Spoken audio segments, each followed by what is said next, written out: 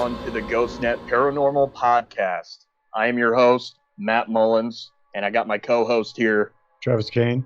And we have a special guest from Indiana's Riverbend Paranormal, Tim Kummer. Hello. All right, Tim. So you've probably been to some of the most haunted locations around. I know Indiana is one place that we are going to tackle this year. I know there's a sanatorium in Indiana that we're going to do. I definitely am up for doing an all-nighter over there at Randolph County Asylum. What locations grow fond to you in the paranormal field and investigating the paranormal? Well, I've been in everywhere from the East Coast to the West Coast, but I'm pretty fond to some of the locations upstate New York City and around Long Island and stuff like that. Been to the Hinsdale House in upstate New York, to the Wildwood Sanatorium in upstate New York. But as far as around the Long Island area, I've been to a place called Kings Park, which is pretty fascinating. It's like the size of Waverly Hills, but on steroids, because there's like 30 other outer buildings on the property, so it's like its own little community. There's another area out there called Lynchworth Village that's kind of set up the same way. And those places are just full of tragic history and things throughout the years. So they're pretty active. These aren't locations that you can typically pay to go in. You kind of go in undercover. But the one Kings Park, it's got tunnels that goes under the whole property from each building. Terrifying for the average person to go walk down. They'd be pretty scared. But it's dark, it's creepy, it's old, and it's pretty fascinating, and it's just got so much rich paranormal history behind it too. I got friends who live out that way, and they investigate that area pretty often, and they've come up with some amazing captures. I actually got to spend a little time in Lynchworth Village down in one of the morgue areas on a meat slab, and pretty creepy feeling. It wasn't the first meat slab I've ever been on. There's definitely something more eerie about that place than some of the others I've been to, for sure. Now, out of all those locations, have you seen any full-body apparitions, and have any of those places scared you at all? Made you a little weary about going back? To be honest with you, I've been doing this for 20-plus years. Still to this day, I haven't seen a full-body apparition. I've seen some shadow figures and a lot of things that kind of threw me off and had a lot of experiences, but I'm still waiting on that holy grail. A couple of my group members have experienced apparitions or partial apparitions like hands and things of that nature. The one thing I can say that I've personally experienced with an apparition is I was doing a lockdown, a jail that John Dillinger escaped from back in 1934 up in Crown Point, Indiana. And, of course, I was blindfolded and chained up. There was a K2 meter sitting on the jail cell bars, and at one point through the video, which I didn't obviously see it because it was being recorded then, but upon evidence review, the K2 meter starts lighting up, and you see what looks like a hand, almost like a ghostly hand manipulating the K2 meter. And at first, viewing it, I was thinking, well, maybe it was a light shining off the bars, the K2. But if you ever been to one of these old jails from the 1800s, these bars are roached out. They're rusty, paint's peeling off of them, so there wouldn't be any reflection from the bars. In that same video, the K2 lit up again, and there wasn't that same effect. You didn't see what looked like something manipulating it. There was no glare at all. It was just the regular K2 lights, so that made it more believable to me, being that the first time you seen the hand, what looked like a hand, but the second time you didn't, so pretty interesting. That would be the closest thing that I would have personally as far as being around an apparition. I didn't physically see it at the moment, but we did capture it. It is pretty startling when you see something like that. I know me and Matt, we both reacted to the same apparition we both saw at a hotel that we investigated, and Matt saw it full on and was like, what was that? And I was like, what? That was Elena. And it wasn't Elena. Wow. Her and they were outside taking a break, getting something to eat downstairs, and it wasn't them. And I was like, wow. Talking about actually capturing an apparition on camera, it was the strangest thing. We investigated, I don't know if you know, here in Illinois, in central Illinois, there's this massive air base called Chanute Air Force Base. It did have a record for one of the world's longest hallways as well. It was infamous for an Air Force base. It's now decommissioned, and it's been decommissioned since like 97 or so. And we investigated this place called White Hall. Throughout the whole night, we were getting great communication. And then review day, which is Sunday, because we do all of our investigations on Saturday. So my wife and I were reviewing on the DVR, and she's like, what is that? And we have a video on our Facebook page, and you see this white apparition manifest out the wall, and then go back into a wall, walk back out that wall, and go back to the wall that it first came out of. Well, that's pretty significant, brother. That's a great capture, though. Now, Tim, with all your places and stuff I've seen, they've posted some of your investigations that you've done. Have you personally ever done the Estes method? Because that's one of our favorite methods to do, and we get some pretty good captures, especially with Elena. She gets some pretty good captures doing that. Yeah, we did that. I do it every now and then. We did, the last time I done it was at old South Pittsburgh Hospital down there in Tennessee. We were up in the third floor area of the hospital and got some pretty crazy responses. So yeah, I do it from time to time. It's one of the methods I like to try. It depends on the group of people that I'm with too, who I'm with and who's around me and who's asking the questions, because I believe whoever's asking questions is going to be really in tune to it just as much as the person that's doing it to get better results. So that makes a big difference for me. It is. It is kind of difficult when you're sitting there asking questions and you kind of want to be creative with your questions a little bit. Some different questions that you wouldn't ask if you're doing like a spirit box session or a portal box session.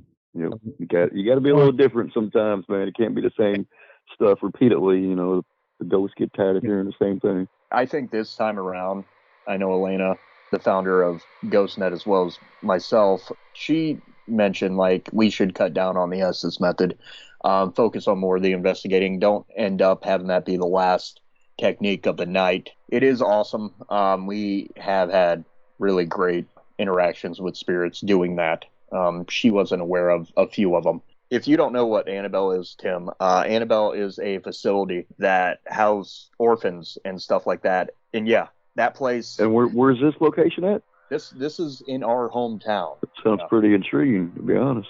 Yeah, our hometown is just riddled of paranormal from just buildings that are decaying after years and years. I'm going to say Tim Hees might have heard of it because it stretched from, I think, the northwestern area of Indiana and then came down through central Illinois and then went towards like St. Louis area as well. Yeah, the Trails of Death. Yeah, the Trails of Death with the butchering the name, but the Potawatomi. Whenever our viewers out there listening and you want to correct me. Well, it definitely sounds like I need to come out to Illinois and check out some of these locations with you guys. They sound pretty cool. Dude, you definitely need to come out. We're coming back in the springtime just to get away from this cold weather that we're having right now. And we're going to be investigating a location that was a safe house. Yeah, Al Capone's safe house. Yeah. And the restaurant on this safe house is where he used to condone with his guys and everything like that. Also bring women in. Illegal stuff like weapons and alcohol were dealt inside this location. And it has not been tampered by any paranormal investigator. And we were lucky enough to snag this. Well, that's awesome, man, because you just spoken two of my favorite words, paranormal and mobsters and gangsters. That's my other big passion besides the paranormal. I've actually been to Al Capone's house in Chicago on Prairie Avenue. I used to know the lady that owned it.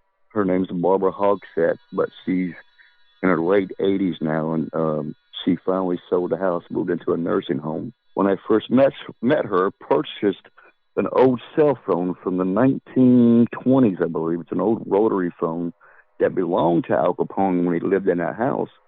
And it was in the basement along with a couple other phones that they used to do their number rackets with back in the days. So really, yes, I still got the phone. I've had it for almost 15 years now. People have one of those phones. You're probably one of the only people that have that. Yeah, awesome. And I mean, it's funny how the story came about, how things came about. I took my son out there for his 16th birthday, and I found out the house where he lived at, and I figured, hey, worse than the worst, we'll go by and take a couple pictures of it. And lo and behold, I got there, Yeah, it's not the best area. It's a little bit of a rough area. I was thinking, well, I better go knock on the door. That way they're not seeing a bunch of guys out here taking pictures of the house and come out and yell at us or whatever. I knocked on the door, and this little old lady answered the door, and she, how can I help you? It's like, well, we're from Indiana. I brought my sons down for the weekend. We're big history buff. We are big into the mobsters and gangsters, and this is, and she stopped me right there. She said, would you like to come in and take a tour? And I was like, really? She said, yeah, how many of you? And there was like 6 of us, and she invited all of us complete strangers into her home. They gave us a tour of it without hesitation. I mean, it was just like, oh my God. Through the tour, she took us down to the basement, and that's when I asked the question. I was like, hey, do you have anything from Al Capone's days when he lived here? And she's like, yeah, matter of fact, I do. And she went into the back room of the basement, which is reinforced with like 7-foot concrete walls or something like that, and that'll cross the windows, because he was afraid of someone trying to blow up his house or attack or whatever. So he reinforced everything. You could tell, it's from the like 1920s. And anyways, and I was like, well, would you be interested in selling it? And she's like, well, yeah, I would. And I was like, well, what would you want for it? And at that moment in my head, I'm thinking, okay, I got a couple of $1,000s in my pocket. All right, kids, we might have to go home early from this trip, because I'm about to buy this phone. She's like, well, if it's not too much, I'd take $50 for it. And I was like, I couldn't get the money out quick enough. I definitely, you were nice enough to bring us into your home. Most of it was kept the same way that it was when Al Capone last lived there, and before his mother passed away, because his mother passed away quite a few years after he died, but he died in I think it was down in Florida of syphilis. But yeah, it was a fascinating trip, man. Me and Barbara kept in touch for years. I went out there a couple more times to visit with her. Just a really wonderful lady, man. She's a retired school teacher, and yeah, it was neat, man. We sent Christmas cards and stuff like that to her, and I always made sure after the first time meeting or anytime we went back down there, I always made sure I bought her flowers. And, it's always a pleasant experience going down there to Chicago, because it's just full of rich history anyway with the mob. So, yeah, I go out there at least every couple of years. I make a trip to Chicago to go check out all the gangster stuff. Chicago's just riddled with history. It doesn't even have to be mobsters and gangsters and stuff like that. The Chicago Fire? Yeah, the Great Chicago Fire. Oh, yeah, the big Chicago Fire. And it's just, you have to think. I mean, we talked to some of our good friends down in the UK, and you can tell with, like, fires and traumatic stuff happening, that is energy itself. It is portrayed into the rock, the symmetry of the land and the buildings and everything like that. And it's portals basically that open up, and you might not get like what you want to get. We know firsthand about that. Investigating a house that we thought we knew everything about, and it turns out to be a 360 turn on us, and it's something completely different. We thought this lady had something to do with maybe a family member or something like that, but we communicated one-on-one with a native chief of a tribe. You just don't understand what you're getting yourself into when you're doing stuff like this. Exactly. But it's wonderful that you had a medium to come in and collaborate your story as well. She was able to back up your experiences without you even knowing that you had those experiences. So that's pretty pretty damn good, if you ask me. I want you to tell Matt a little about the Indiana State Sanatorium. The Indiana State Sanatorium is one of the newest paranormal attractions here in Indiana. I think they opened up, I don't know, springtime last year or something like that. And it is just fabulous, brother. I've been there 3 times already, and every time I go there, it's just a different experience, and it's multiple experiences. It's a pretty huge place. They got one main building called the Adams Hall where most of the patients stayed. And then they have a nursing home that's attached to that. And then they got an admin building, smokestack that was connected to how they ran the place with the energy. I think it was ran off of steam or something like that. I don't know, but that's still on the property. But as far as the activity there, it's all over the place, from children to something maybe not so nice to we were in the nursing home area one night about mid-hallway right next to the nurse's station. We were doing some regular EVPs and trying to get some interaction with some of the devices we had. We had a musical carousel with a REM pod built into it that night. That was one of the things we were using because we were trying to interact with the children there. Not at the moment, but after reviewing the evidence, one of my guys that was with me was playing with the carousel. And he said, hey, if you can hear that music, go down next to it. And doing a video, right after he said this, you could hear a little child's voice saying, can I play? So that was one of the captures we got there. In the admin building, there was a few of us down in the basement of the admin building, and we kept hearing disembodied voices. They were kind of hard to make out exactly what they were saying, but they were female in nature. And, I mean, I don't know if it was the nurses that used to run the property or a patient, but whatever it was definitely trying to get her attention, but it was almost like muffled to where she was trying to talk, but she couldn't get it all out, or it just wasn't coming clear through enough. But definitely something there. The nursing home, again, down one of the long hallways, meet another guy, and it's pitch dark. You know, we look down one of the north hallways, and there's a shadow figure that darts from one room across the hallway into the other room. So that, I mean, we've seen that physically with our own eyes. The Adams Hall, we were third floor one night, I believe it was. It was either third floor or fourth floor. It's about 6 o'clock in the morning. The sun's about to come up. Just being quiet. There's only a few of us left. Everybody else had left. Everything got pretty quiet for a minute. Then all of a sudden, above us, we hear all this racket. We hear doors closing. We hear footsteps. And we hear what sounds like things being scraped across the floor. And I'm like, hey, hold on, guys. Do you hear this? And a couple of people remember, like, yeah, we hear it. And there's absolutely no one else in the building besides us. So I'm like, I got to go up, guys. I got to see what's going on. So I go upstairs and cover the whole floor, room by room, and there's absolutely nothing or anything up there. So I'm like, you know, it was crazy. And the only thing we can come up with was it was a residual haunting, as if the patients were getting up and getting ready for their day, maybe, because you heard doors closing, you heard footsteps, and you heard things moving around. So that's the only thing we can make sense of it, as it was something residual, like, hey, it's time to get up, it's time to get on with the day. Destination Fear was there a couple months before we were, and on that same floor, they were walking up to the building from the outside with a thermal camera, and Tanner caught movement up on the fourth floor where it looked like a male walking across one of the windows on the fourth floor that he caught from the thermal camera. Yeah, I remember seeing that. It's very active, full of experiences. People are getting touched. You're seeing shadow figures. I haven't really myself heard anybody say they've seen apparitions there yet, but I mean, there's just experiences all across the board, man. Disembodied voices, you know, shadow figures, things moving around. But the Adams Hall is pretty intense. Those areas get real crazy because on the, I think it's the fifth floor, a former patient jumped out of the window of one of the rooms up there. So that's a pretty active room. And then we haven't even talked about the tunnels yet. There's tunnels that go underneath this whole location too, from building to building. And they have a morgue, which isn't much of a morgue at the moment. This one area, but it's full of files, patient files they haven't cleaned out yet. So, but yeah, it's a pretty intense place. And it's just being there on that property, you can go all the way up in Adams Hall and access the roof. And up there, you can view the whole property. So it's just a pretty amazing property.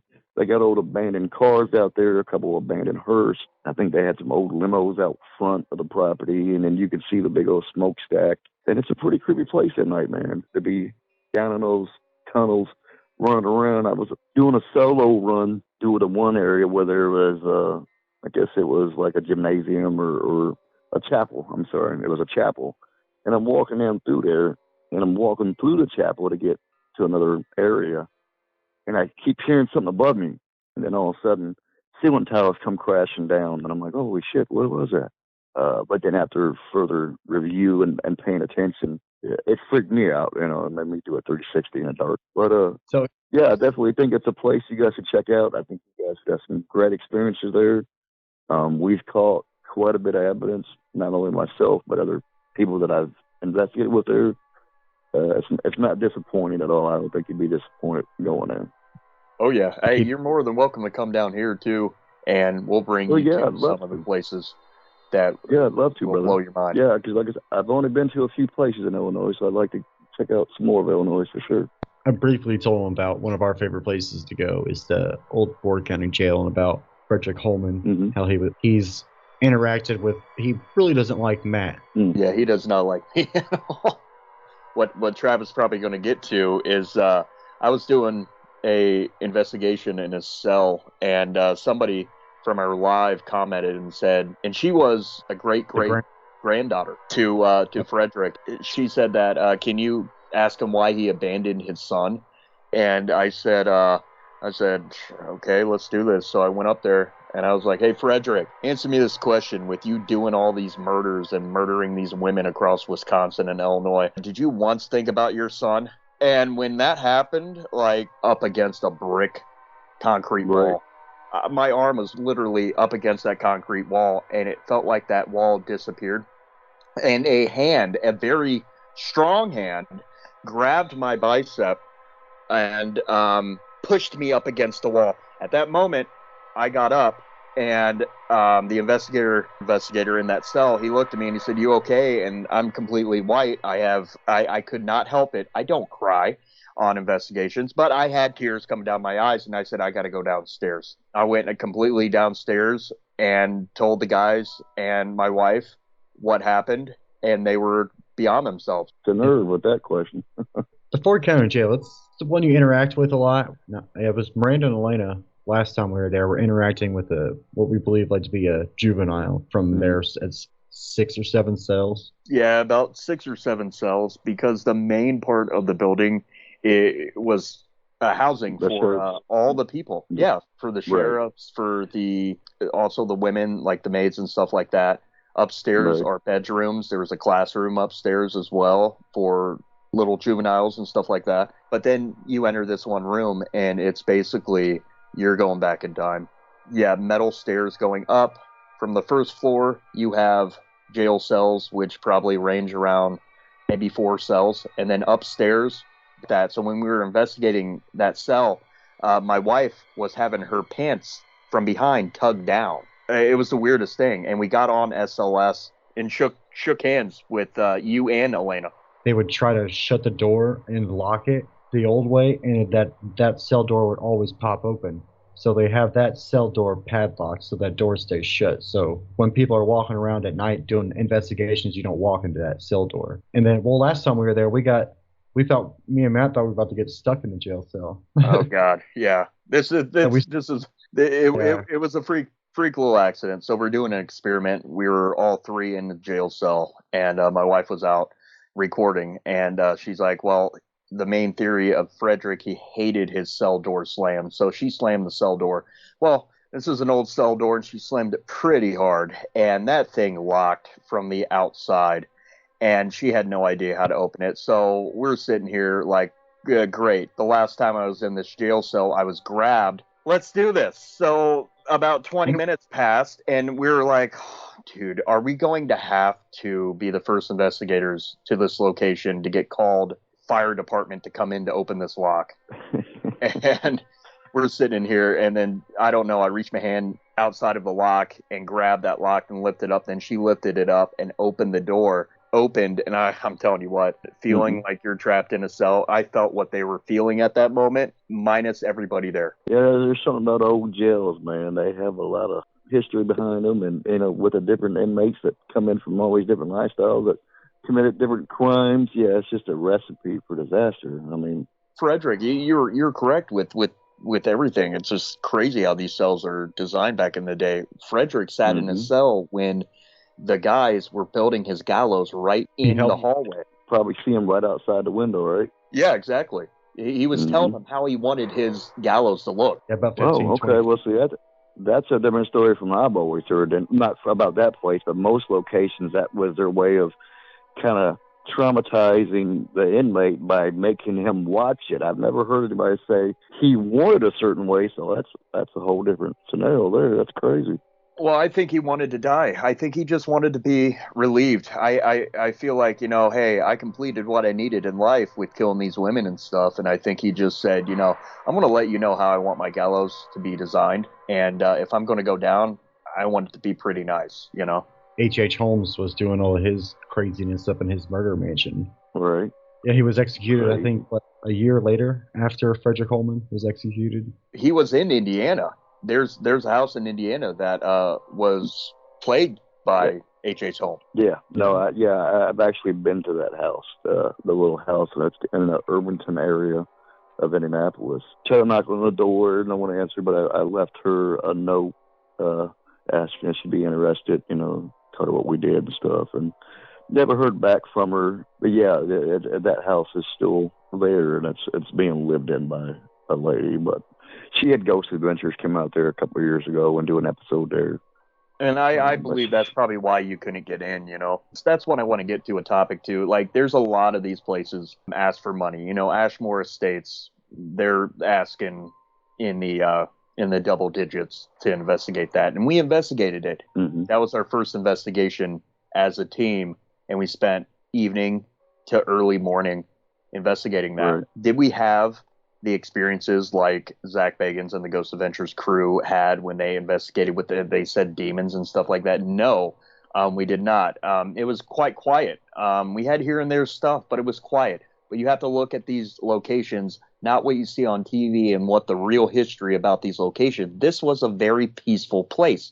This place had children and young adults and adults that had mental disabilities.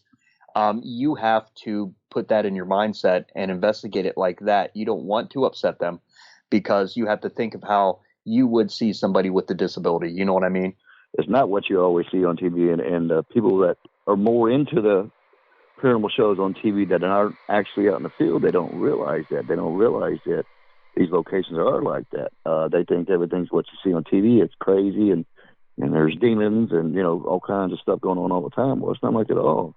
I agree with you 100%. And as far as Ashmore Estates goes, yeah, I know Robert Terry, the owner, personally, and I've been there a few times, and I got to admit, it was on the quiet side for us, too, And I actually even did a lockdown challenge in the boiler room, chained up to the boiler for, I don't know, a good 45 minutes. And that was one of the more peaceful lockdowns I've ever done. I mean, it was just so quiet. I mean, did it have an eerie presence to it? Yeah, okay. It felt a little creepy. But as far as having any personal experiences during my challenge, nothing happened at all. Yeah, I kind of feel like they amped this up to be seen on TV as really being investigators to the field and wanting to get that experience firsthand. Right. And you're not getting it, and you leave the place disappointed. Yes, we were a little disappointed. But, I'll say I felt the same way about going to the Roth House when we went. Heard of so many people having different encounters there. I mean, the records did all these seances and stuff like that. These different people encountering all these different things and all these documents. Like you can see on YouTube or people's personal Facebook pages and stuff. And other people are capturing. And when we were there, it was rather quiet. Now, we did get some good spirit box interaction. Got a really good one. Other than that, right? But anybody that's serious about investigating, though, won't base their whole investigation off spirit box sessions. They got to have something else to go with it. To me, that's a last resort. And you see a lot of people posting stuff on social media based just off ITC sessions alone. You're not seeing any video work. You're not seeing, unless they're videoing the ITC session. You're not seeing audio files or EVPs being captured. Most people base their whole experiences off ITC alone. And I think people need to take it back. There's nothing wrong with ITC. I'm not knocking it. But to base your whole investigation off that, it's just ridiculous. You need to take it back to the old school. I mean, I know it's harder to catch something on video, and I know it's more often you get an EVP than you do anything on video, but it's just, I guess it's to each their own. But when it comes to being serious about what you're doing, everybody, what's that app that everybody likes to use, Necrophonics or something like that? Yeah, everybody's hooked on that app, and it's good if that's what you're into. And I trust me, I've been around some people that have gotten some great responses using these apps and these Ghost Box and Phasma boxes and all that stuff. But then, the other 70% of it is this mumbo jumbo, and what you might get one word that might correspond with the conversation you're having. So, it's all good and dandy to use ITC devices, but I think people need to be more old school about their methods. You're going to get less results, but at least when you do get results, you're going to know they're true and genuine, because if you're using a recorder and you're the only one in the room and you got something that tells you to get out, that's more credible to me than listening to something off an ITC device. Yeah, another thing with how, like, the media and all those shows, like how they do with the investigating styles, is just, I feel like when people like us, like our just amateur paranormal groups, we post a live video, and when some people, I think some of those people are expecting to see something right then and there. And they're like, oh, like that. And then we always, you know it, Timmy, you always got to try to explain, it's like nothing here. You're seeing what we're seeing. Sometimes when we're walking around doing our live videos, like I remember when I was younger watching the paranormal shows and like the static charge, I was always kind of blew that off as like, oh, whatever. Your investigations, and you get that static charge out of nowhere, and you're like, now you know what they're talking about. And that's one thing that the viewers can't experience if they've never experienced it. And I know, Tim, I know you're probably the same way. You probably go on the field, and when you would experience what you see on TV, you're just like, in your mind, okay, all right, that actually happened, so let's keep going, and we're the same way. But back to like TV shows and stuff, yes, we've actually had opportunities about like 3 or 4 times to be on TV shows. If you give us a TV show, we'll show you what's real and what's not. Because I'm the kind of person, I've been doing this for 20 plus years. I'm honest about everything I've experienced. If I haven't experienced, like I said, I haven't seen an apparition in the 20 years I've been doing this. But that's what keeps me going, is trying to get that moment. I'll tell you how it is. If I approve of it, or if I've experienced it, I'm not gonna bullshit around and beat around the bush and story tell. I'm completely honest about everything that I've experienced and the things that I do. And I think more people on social media should be like that, because some people are a little too far-fetched and it gets a little ridiculous, and it kind of ruins the image of us paranormal investigators altogether. That's what we thrive in. We're investigators, we're researchers, we're educators, and we've brought even the skeptic people with us, and we changed their mind. A lot of people out there that let their fears take over, and it overpowers them to where they are believing that they're having these experiences or seeing certain things, when it's actually just in their natural elements and their location, or a natural, of something going on. It's just something natural that's going on, but they're perceiving it in a whole different way because of what they see on social media or on TV, and it hypes them up. And there's a lot of people out there that, might have some issues, that might be mentally unstable, or just, be down on their luck, whatever their life situation may be. And they feed off that. It's just like being hyped about a location. The more you hear about it, the more you watch this stuff on TV, the more it hypes you up. And then before you know it, you got lights flickering, and you're seeing orbs flying around your front room. You feel like something touched you. It's just a natural occurrence, and you can't help to feel that way. It's your brain's way of telling you, hey, you're fearful of this, the static charge of being somewhere, a lot of times as something being around him. But in my opinion, that's your brain's way of telling you to be scared. It's warning you to be cautious. It's even though there may not be nothing around, but it's telling you, it's relaying that nerve, and it's sending it down to you, saying, hey, you're scared, because I get that not too often, but I've been to locations that are creepier than others, and I have had that same experience. But when it comes down to it, I think it's more or less my brain just warning me, hey, be cautious, this is a little more creepier, whatever. But I guess it's a difference between people and people. I'm just talking from personal experiences. I liked what you had to say about the static charge, the feeling, and how you said it's your way of being scared. And I remember in high school reading about like goosebumps and why we get those. And back when humans were just first evolving, we had hair everywhere. One of our defense mechanisms was when we were afraid that would happen, and would make all of our hair stand up and make us seem bigger. So that does seem like something, what you were saying, it's your brain telling you to be scared and be on edge right then and there because there's something disrupting the energy flow, I would say. I agree with you, yeah. No, you're good. I mean, you got the point out, and yeah, I understand where you're coming from completely. Have you ever experienced something that's not seeing a ghost? Like, have you seen a UFO or Bigfoot, or is kind of where I'm going? Have you experienced anything else like that? No Bigfoots or anything like that. No Loch Ness monsters. But I mean, I think I've seen UFO sightings before. Yeah. But I never really. I mean, it was just one of those moments where it was real quick. Oh my God, what was that? But it happened so quick that I didn't have time to process the thought of what it could have been. So yes, I would say I've probably had some experiences. Not many, but maybe 2 or 3 over the years.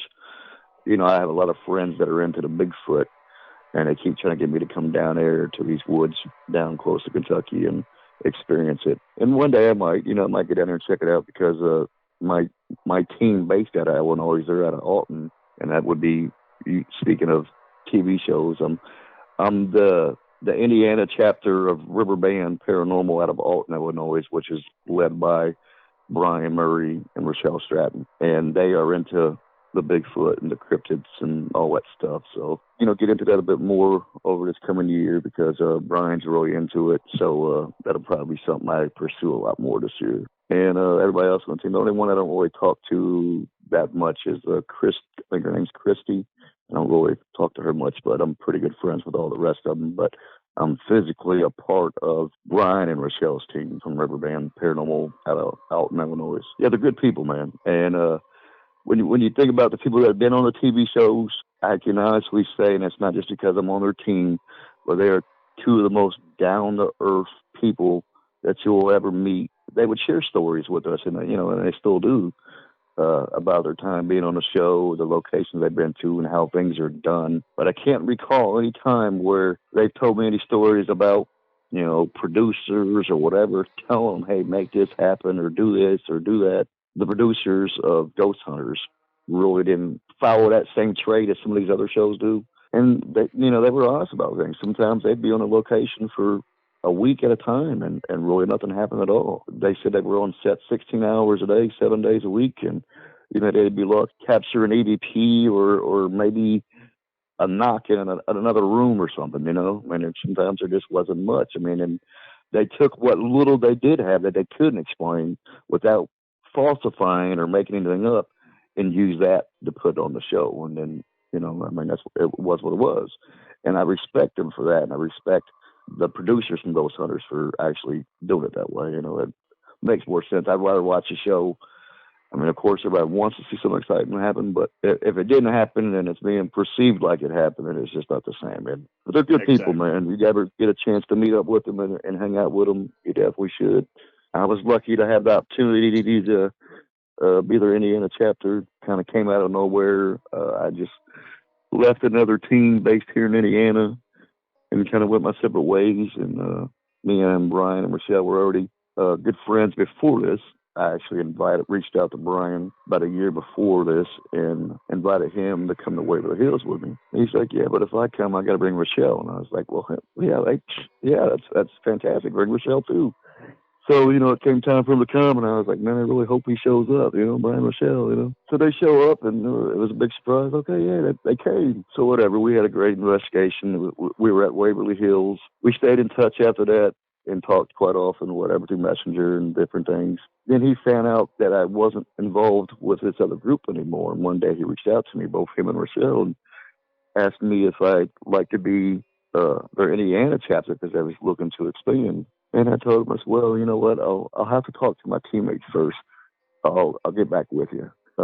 Any normal person probably would be like, hell yeah, right there at the moment. But I had to make them sweat it out, We'll be making a team trip to Trans-Allegheny Lunatic Asylum. And then there's a talk about us going to Iowa to do the 3 locations out there. I think it's Edinburgh Manor, the Axville Murder House, and Marlin Manor, I think it is. So we do stay active, but at the same time, we run our own teams. We do our own separate investigations because Brian and Rochelle are always doing social events. They stay pretty busy, but But yeah, it's a lot of fun, man. It's been a great experience to be with them so far, and it's great to work with them and learn their techniques, because one thing I've noticed between the two different states, us being here in Indiana and them being in Illinois, there's a lot of things that we do the same, but there's a lot of things we do differently. So it's been a learning experience on both sides. You know, it's and Nick Gruff normally is like that, man. He's a very likable guy. He tries to be as I mean, I'm not good friends with him, but I speak with him on Messenger from time to time. Not this past year, so it was 2020. He and Daniel Kleiss were doing a thing at Ashmore Estates. I don't know where Daniel invited him to my paranormal page on my group, and so Nick Groff is in my group out of nowhere. Then I get a friend request from him, and then I'm like, what's going on? Is this the real Nick Groff? You know, or is it just a fake account? And then a few hours later, Daniel Kleiss messages me, and he's the owner of the Hinsdale House up there in upstate New York, by the way. He reaches out to me. He says, "Did you notice anything different today?" I was like, "Yeah. We got a new member out of nowhere, Nick." And he's like, "Yeah, I told Nick about how great you guys are and how great your group was. So I invited him to your group." And I was like, "Well, he sent me a friend request too." And he's like, "Well, that's cool. I mean, that must mean that he's interested or likes what you're doing in the field." So I was like, "Okay, cool.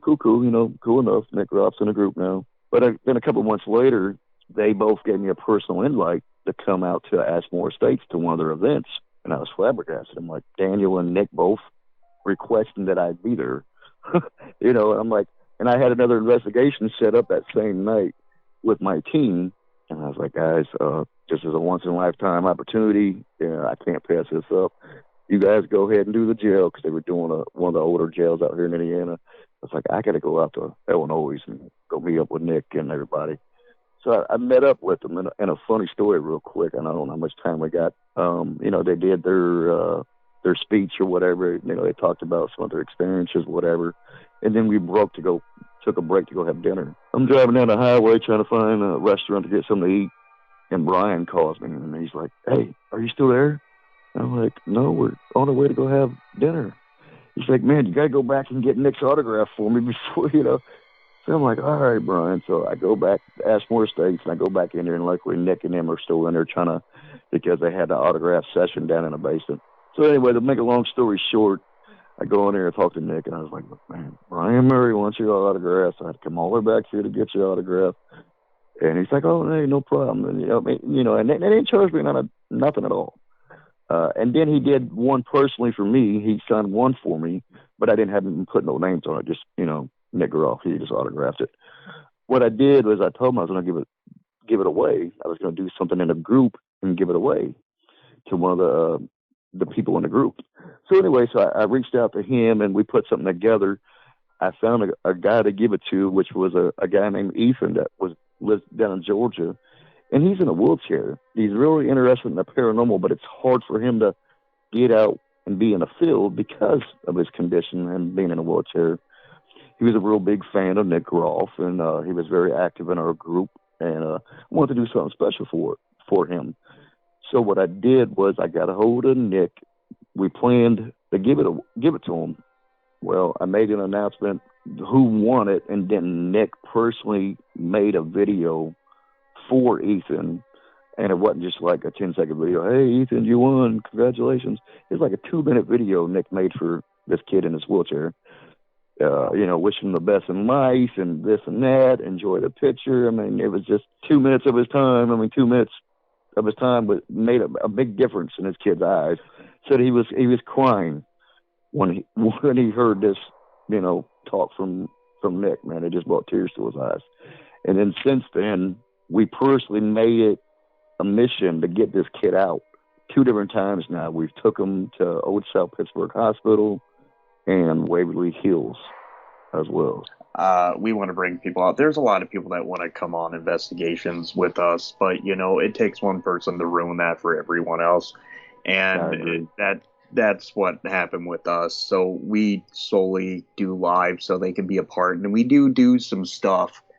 We did it on our Halloween investigation where we actually pick a handful of people, and we put the phone, Facebook Live, and and they can interact with the spirits by themselves, and we'll go outside, have a break, come back when it's time to come back and get them. And that was actually a really cool experience for a lot of people.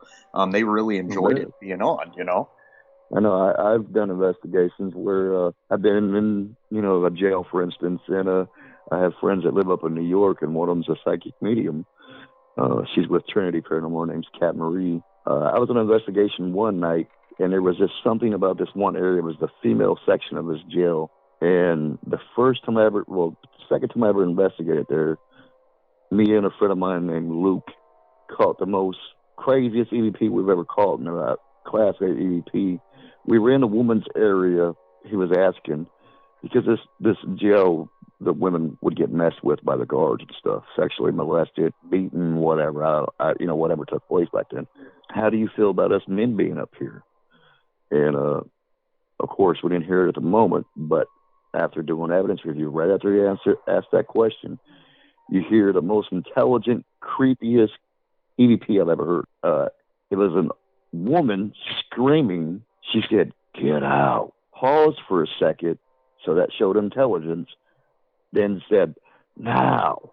So it was just like that. I mean, it was just the most intense, screaming woman EVP ever, man. And, you know, it had intelligence to it because she paused. It wasn't like just the whole sentence. She took the time to pause before she said no. And there was nobody in the jail but us two. We were in the female section, just, you know, happened around that area. It was just crazy, man. To this day, that just thinking about that EVP just sends shivers down my spine because it was so intense. We were in Paxton. We were asking questions in this hotel, and I had asked, "What town are we in?" And a female voice comes through clear as day and says, "Paxton." Oh, wow. That's one of my favorite things to do. You know what? That's funny. We have that in common because I do the same thing, but I'll play stupid. You know, I was like, okay, I'm in this little town in the middle of nowhere. I'm not really familiar with this area. Can someone tell me what the name of this little town is? So I like that you do that, man. I use that same thing just about every place I go. I try to ask that question to see if I can get an intelligent response. And for you to get one, I haven't got an intelligent response to that question yet. So for you to get one, I'm kind of jealous. Coming up on the hour right now. Thanks for having me. I'm honored to be able to talk with you guys. It was nice.